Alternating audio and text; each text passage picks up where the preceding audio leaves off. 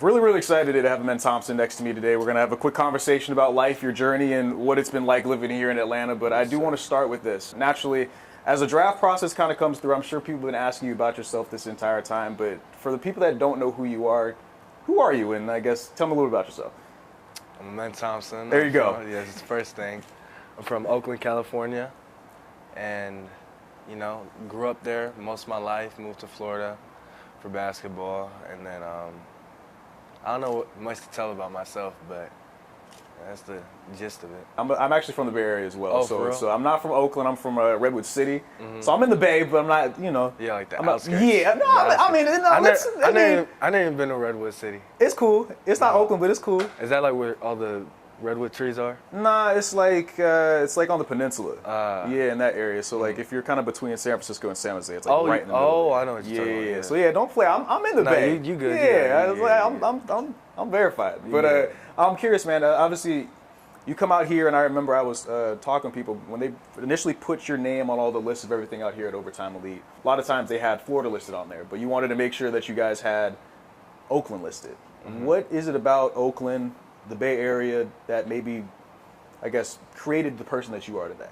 I mean, that's just where I grew up. Most players I looked up to were from Oakland. I always say, I want to be one of the best from Oakland and from the Bay.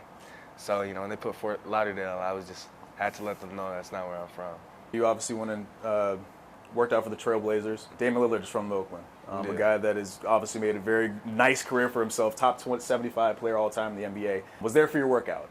Is he a player that you kind of looked up to growing up, and why was it so cool maybe to have him kind of there as you were going through this workout? No, yeah, he was definitely a player I looked up to growing up. It was him and LeBron. I was always going for one of the two.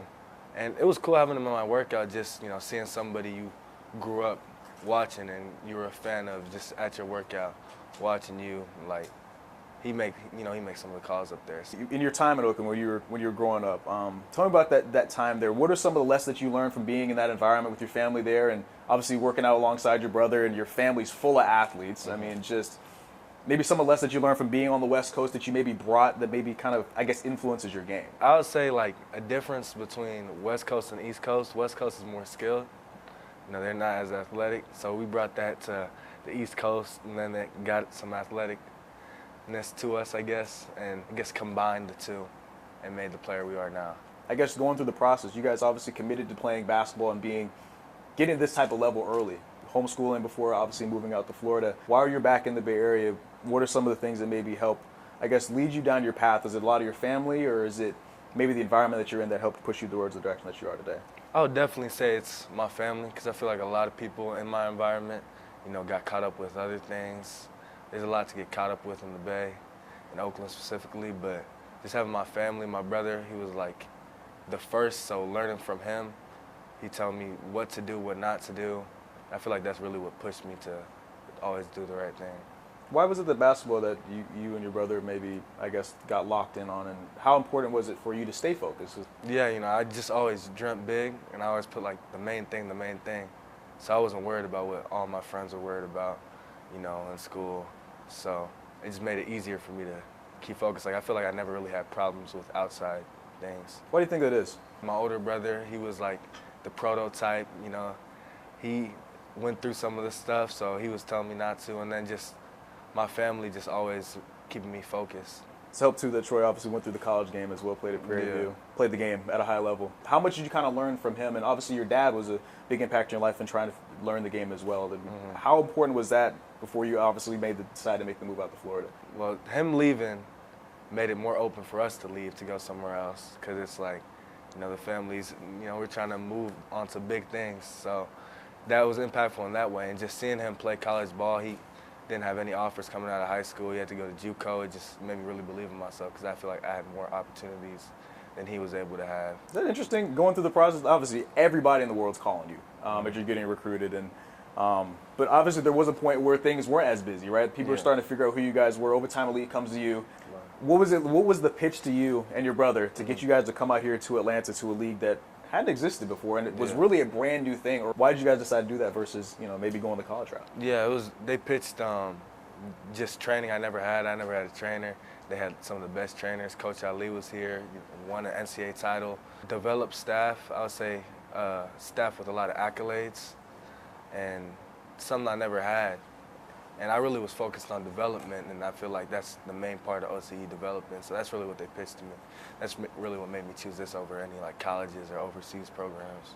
Did they get you in maybe earlier before a lot of the colleges had to start to find out who you guys were out there in Florida? Nah, they got us like in the middle, I would say, because we started to blow up AAU, and then we started getting a whole lot of offers. They got us at like the peak, like with the Florida State, Kentucky's offering us, and the OCE, Alabama, so they got us at like the peak. The way that college basketball looks now, these schools have a lot of big names, a lot of great coaches. They have the training and the facilities. What was about overtime that maybe put them above what they were offering at these colleges? Yeah, so back then, one of the things that put us over is what overtime was saying, how their arena would look. You know, it wasn't made yet, but what they were describing, it was like, man, this sounds like it's going to be better than like some NBA arenas. So, I mean, just seeing how it is right now, I feel like that's also what really put it over, just having to believe in that, though. Been here for 2 years. The first 2 years of this program, you and your brother are the two biggest names that come out of here. At any point, have you guys thought you guys missed out on anything, the college experience, maybe more of that traditional high school experience, the college experience, or has this always been the goal and what you guys wanted to do, so it didn't really matter? Yeah, my goal has always been to make it to the league. You know, I get more, I would say, FOMO from watching an NBA playoff game than watching a March Madness game. So knowing what I wanted to do, like I never really feared missing out on college or the high school experience. Because, I mean, I got like 3 years of high school experience anyway. So right. It wasn't nothing to miss for real. Right, so then you get here and you're going up against guys that are going to league or maybe already professionals. What was it like being here? I mean, for the people that maybe don't know about overtime and they're learning more as you guys now put this league on the map, I mean, what was it like for you to be able to go through this over the last 2 years, and how did you see your game maybe get better and expand over that time period? For people that don't know, overtime is, you know, it's a great development league too. We get some of the best 5-star recruits, a lot of pros, and we get to go overseas, just play against, you know, top pros in the world. Overtime gave me a lot more opportunity to work on my areas that I needed to improve on. So shooting, ball handling, running a team, they gave me a lot of opportunities to do that. And over time, I just seen how much it grew from when I first got here. It's like a big difference. Like when you look back on this experience, what will you maybe remember most about being part of the inaugural group that helped really put this place on the map? Yeah, first thing I'm gonna remember is the group. You know, they became my family. Like the first people who got up here, the people who took the risk. I feel like, I don't know, we went down in history low-key, but that's really what I'm gonna remember, just the family I had up here and what we were able to accomplish working hard together. Once you get the NBA, at the end of the day, all of this is gonna be in the past. Yeah. When you look back, what are you most proud of in this time here? When I look back, I'm most proud of our pre-draft group, how we competed in overseas and against Adelaide, TBT. Just, I feel like nobody really believed in us, and us just coming together and beating these teams or competing with these pros, I feel like that's really what I look back on.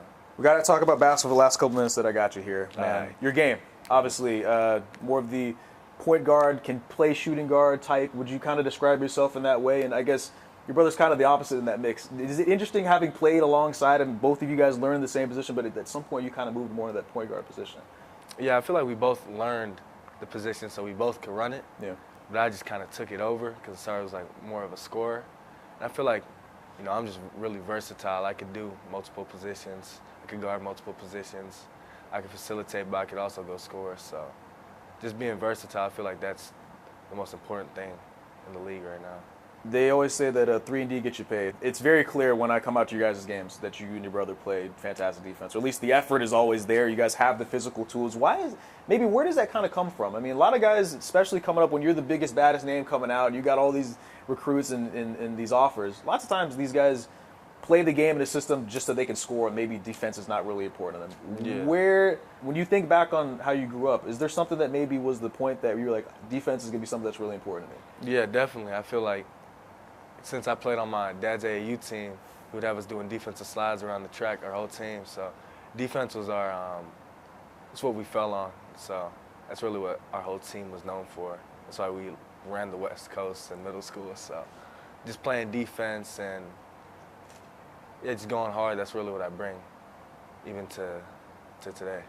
And when you're out on the floor, what do you kind of get the most kind of, I guess, appreciation out of? When you're locking somebody up or when you can drop 40? When I'm doing both. Okay. You know, there you go.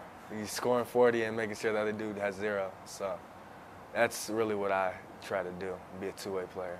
It's interesting when you go to these games, you can tell that you play with a little bit of, for lack of a better term, that dog in you, right? Mm-hmm. I mean, is the competition aspect of what this place has been maybe helped elevate your game, knowing that you're going against guys that are going to the next level too? Yeah, I try to go hard no matter what, but it's like, you know, a feeling when like somebody thinks they're like better than you or on the same level as you, you just gotta show them sometimes. So that's really when I turn up. How cool is it being able to play with your brother during this experience? Obviously, that's going to start coming to the end here. Yeah, possibly. Who knows? Hey, you really never know, right? Because that combination would be lethal. We've seen it, obviously, with the City Reapers. But throughout the last 2 years here, obviously, you guys started on different teams. This last year, you guys got a chance to play together. Things obviously moved around, but you guys got to win a championship together. How cool has it been throughout, really, not just last 2 years, but your entire lives, being able to work alongside each other, prepare each other, and that whole iron sharpens iron thing as well? Yeah, that's been great. You know, we've had the same dream since we were 9, both want to be the best player ever. So, I mean, that's going to be hard because it only can be one of us, I guess. But just having somebody with the same goals as me to go against every day, you know, I'm going to get better every day.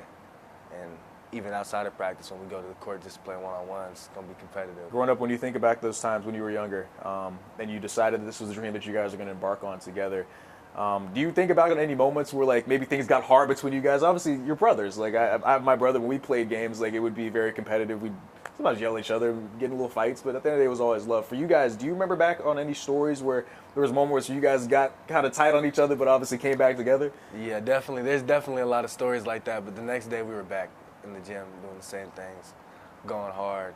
You know, there might have been a little bit of fights, but it was all love.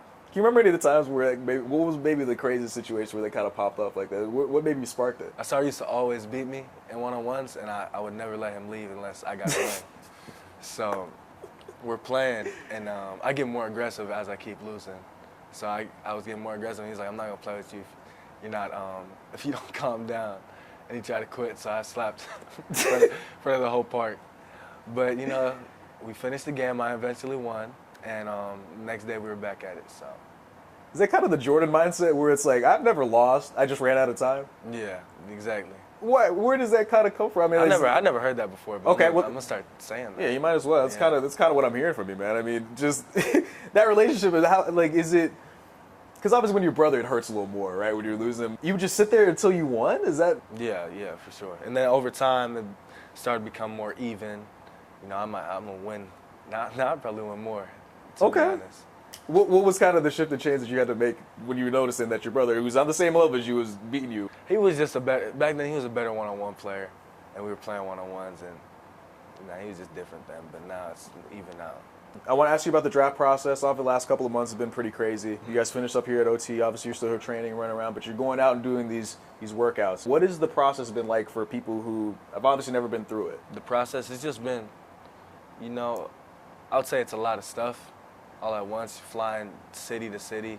You've never done it, flying across the country to a workout, to the next workout, meeting all these new people, having to memorize their names. But it's been a fun experience. You know you guys are going to go early. What are you maybe showing to these teams that you guys can bring to the table? Because naturally, they're looking at the film. They've probably come seeing you here, but to see you in person is obviously a different animal. I'm just trying to show that even in one-on-0 workouts, I'm competitive. You know, trying to be a leader on the floor, even with the coaches around, and I'm trying to show that, you know, I'm a genuine person. You know, I want to get to know everybody in the room. Outside of the court, I know you're into video games. You're obviously here in this overtime elite arena where social media is obviously a big aspect of it as well.